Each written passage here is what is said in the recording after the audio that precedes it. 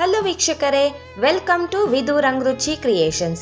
ಇವತ್ತಿನ ವಿಡಿಯೋದಲ್ಲಿ ನಾನು ವರಮಹಾಲಕ್ಷ್ಮಿ ಹಬ್ಬಕ್ಕೆ ಲಕ್ಷ್ಮಿಯ ಕಳಸಕ್ಕೆ ಸಿಂಗಲ್ ಬ್ಲೌಸ್ ಪೀಸ್ ಇಂದ ಅಲಂಕಾರನ ಹೇಗೆ ಮಾಡೋದು ಅಂತ ಹೇಳಿ ತೋರಿಸ್ಕೊಡ್ತೀನಿ. ವಿಡಿಯೋ ಇಷ್ಟ ಆದರೆ ಲೈಕ್ ಆ್ಯಂಡ್ ಶೇರ್ ಮಾಡೋದನ್ನ ಮರಿಬೇಡಿ. ನಮ್ಮ ಚಾನಲ್ಗೆ ನೀವೇನಾದರೂ ಹೊಸಬ್ರಾಗಿದ್ರೆ ಪ್ಲೀಸ್ ಸಬ್ಸ್ಕ್ರೈಬ್ ಮಾಡ್ಕೊಳ್ಳಿ, ಹಾಗೆ ಸಪೋರ್ಟ್ ಮಾಡಿ. ಬನ್ನಿ ಹಾಗಾದರೆ ವಿಡಿಯೋನ ಸ್ಟಾರ್ಟ್ ಮಾಡೋಣ.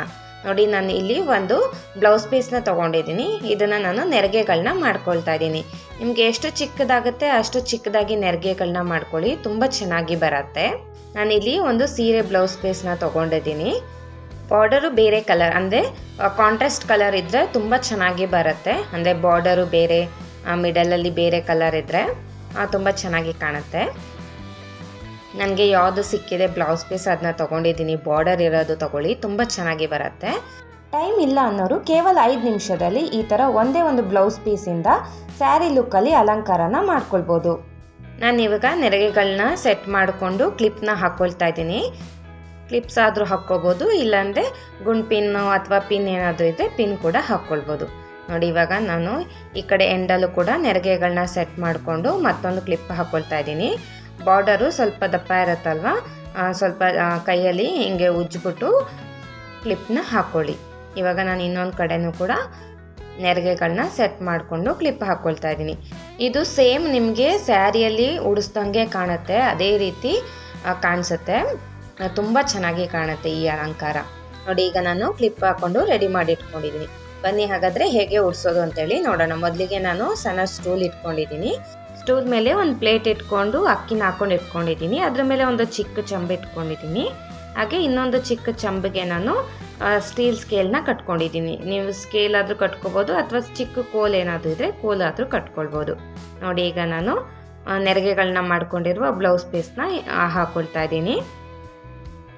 ಬ್ಲೌಸ್ ಪೀಸ್ ಹಾಕ್ಕೊಂಡು ನಾನಿವಾಗ ಕ್ಲಿಪ್ನ ತಕ್ಕೊಂಡು ನೆರಿಗೆಗಳನ್ನ ಸರಿ ಮಾಡ್ಕೊಳ್ತೀನಿ.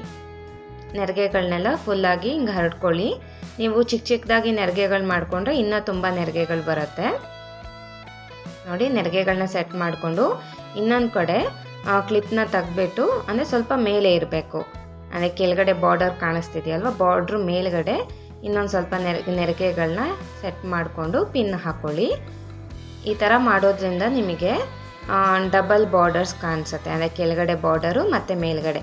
ಇದು ನೀವು same sari double plating sari ಮಾಡ್ದಂಗೆ ಕಾಣಿಸುತ್ತೆ. ನೋಡಿ, ಇವಾಗ ನಾನು ನೆರಿಗೆಗಳನ್ನ ಇಟ್ಕೊಂಡು ಪಿನ್ ಹಾಕ್ಕೊಂಡಿದ್ದೀನಿ. ಈಗ ನೆರಿಗೆಗಳನ್ನ ಸೆಟ್ ಮಾಡ್ಕೊಳ್ತಾ ಇದ್ದೀನಿ. ನೋಡಿ, ಎಷ್ಟು ಚೆನ್ನಾಗಿ ಕಾಣ್ತಿದೆ ಡಬಲ್ ಲೇಯರಲ್ಲಿ. ಈಗ ನಾನು ಒಂದು ಡಾಬ್ನ ಕಟ್ಕೊಳ್ತಾ ಇದ್ದೀನಿ. ಹಾಗೆ ಇದಕ್ಕೆ ನಾನು ಸರನ ಹಾಕ್ಕೊಳ್ತಾ ಇದ್ದೀನಿ. ನಿಮ್ಮ ಹತ್ರ ಯಾವ ಒಡವೆಗಳಿರುತ್ತೆ ಅದನ್ನು ಹಾಕ್ಕೊಂಡು ಅಲಂಕಾರನ ಮಾಡ್ಕೊಳ್ಬೋದು. ಕಾಯಿಗೆ ನಾನು ಲಕ್ಷ್ಮೀ ಮುಖವಾಡನ ಕಟ್ಕೊಂಡಿದ್ದೆ. ನೋಡಿ, ಇವಾಗ ಕಾಯಿನ ಇಟ್ಕೊಂಡಿದ್ದೀನಿ. ಹಿಂದೆ ಕ್ಲಿಪ್ನ ತೆಗ್ಬಿಟ್ಟು ನೆರಿಗೆಗಳನ್ನ ಸ್ವಲ್ಪ ಹರಡ್ಕೊಳ್ಳಿ. ಅಂದರೆ ಕೋಲು ಅಥವಾ ಸ್ಕೇಲ್ ಕಟ್ಕೊಂಡಿರ್ತೀರಲ್ವ, ಸ್ವಲ್ಪ ಹರಡ್ಕೊಳ್ಳಿ, ತುಂಬ ಚೆನ್ನಾಗಿ ಕಾಣುತ್ತೆ. ನೋಡಿ, ಈಗ ನಾನು ಇನ್ನೂ ಸ್ವಲ್ಪ ಗ್ಯಾಪ್ ಇರುತ್ತಲ್ವ, ಅಲ್ಲಿ ಬಳೆಗಳನ್ನ ಹಾಕ್ಕೊಳ್ತಾ ಇದ್ದೀನಿ. ನೋಡಿ, ಎಷ್ಟು ಚೆನ್ನಾಗಿ ಕಾಣ್ತಿದೆ ಅಂತ ಹೇಳಿ ನೀಟಾಗಿ ನೆರಿಗೆಗಳನ್ನ ಸೆಟ್ ಮಾಡ್ಕೊಳ್ಳಿ. ಹಾಗೆ ನೀವು ಹೂವಿನ ಅಲಂಕಾರ ಎಲ್ಲ ಮಾಡಿಕೊಂಡ್ರೆ, ಹಾಗೆ ನೀವು ದೇವ್ರು ಇರ್ತೀರಲ್ವ, ಹಿಂದ್ಗಡೆ ನೀವು ಬ್ಯಾಕ್ಗ್ರೌಂಡ್ ಎಲ್ಲ ಅಲಂಕಾರ ಮಾಡಿಕೊಂಡ್ರೆ ತುಂಬ ಚೆನ್ನಾಗಿ ಕಾಣಿಸುತ್ತೆ. ನೋಡಿದ್ರಲ್ವಾ, ಒಂದೇ ಒಂದು ಬ್ಲೌಸ್ ಪೀಸಿಂದ ಸ್ಯಾರಿ ಲುಕ್ಕಲ್ಲಿ, ಅಂದರೆ ಸ್ಯಾರಿ ಥರನೇ ಹೇಗೆ ಲಕ್ಷ್ಮಿ ಅಲಂಕಾರ ಮಾಡೋದು ಅಂತೇಳಿ. ಈ ವಿಡಿಯೋ ನಿಮಗೆ ಇಷ್ಟ ಆಗಿದ್ರೆ please like, share and subscribe. ಇದೇ ಥರ ಒಳ್ಳೊಳ್ಳೆ ಇಂಟ್ರೆಸ್ಟಿಂಗ್ ವೀಡಿಯೋಸ್ಗೋಸ್ಕರ ನಮ್ಮ ಚಾನಲ್ನ ಫಾಲೋ ಮಾಡಿ. Thank you.